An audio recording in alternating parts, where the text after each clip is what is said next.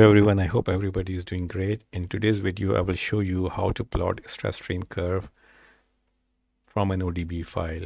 So you can plot it for multiple elements, or you can choose one element and you can plot it for that specific element as well. So what you have to do is you have to open the file. In this case, I have this ODB file which I have opened. And if I show you, it's like a uni-Excel test. I fixed everything on this side and I pull it from the other side. And what I want to do is I want to plot stresses in Z direction, which is S33, as a function of logarithmic strain in 3 direction. And I will select any random element, whichever I want. You can do it for single element and you can do it for multiple elements as well. So what you have to do, you have to go to Tools, XY Data, Manager, then you press Create, then you say ODB field output, and here you select the variable which you want. In this case, I am selecting LE33 because it's in Z direction, as you see, and also for stress component I am choosing LE-S33. So, and then I have to choose the element. You can choose the element from viewport. You can give an element label if you know the number, or if you have created an element set, you can select that. If you want to plot it for all elements, you can choose this. It will select all the elements and it will give you output for all the elements as well. In this case, I'm gonna keep my life simple. I will press this edit button and I will select one element here, and then I will press done. So you can see now one element is selected, right? So now I will say I will move this here. So I will press save and you will get this window. If you have an older version, then you might not get this window and it will automatically save the data here. But if you have a newer version, I think after 2021 or 2022, you see this window as well. So I will choose as is for now because everything is tensile, so it should be positive. So you can see we chosen an element number 431. So it is plotting the strain in 3 direction and also stress in 3 direction. And also this is a reduced integration element, so it has only one integration point. If you have used the normal model, the normal element without any reduced integration, then you will have 4 integration points and you will get the same element number, but you will have the data of stress and strain for 4 elements as well.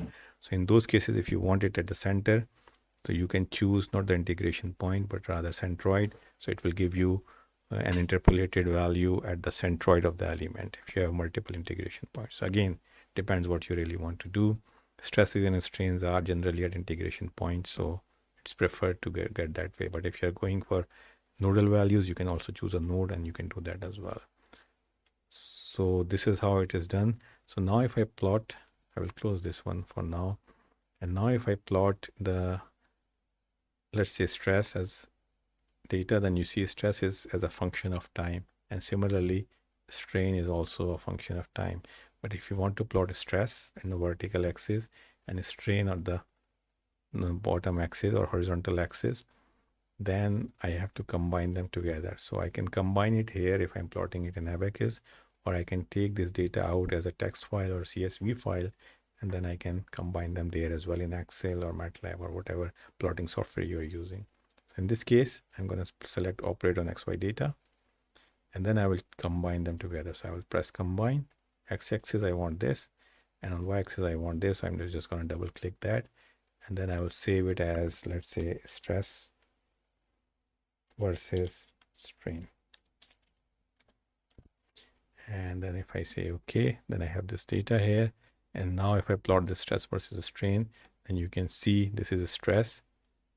And if I can make it visible somehow, then you can see that strain is on the horizontal axis. So this is now combined together. So you can get this data separately out, and then you can write it as a CSV and combine it somewhere else, or you can do it in ABAQUS as well. You can do other operations as well. Now, if you want to take it as a CSV file, then you go to report XY data.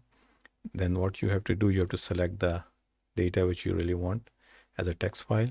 And then you go to setup. You can write your file name. Let's say I call it S versus strain .dat, and it's saved in ctemp folder.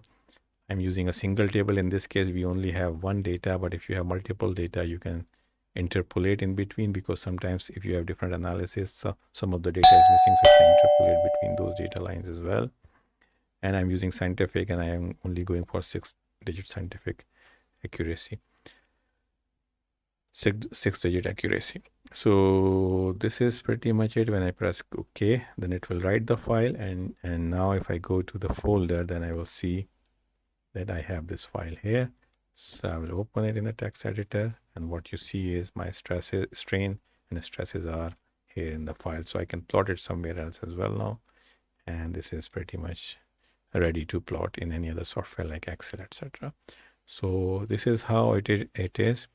If you have any further question, or if you're finding any difficulty in terms of getting data output from ODB, or post-processing some results, or anything else, then please comment below, and I will definitely make a short video on that. So have a great day.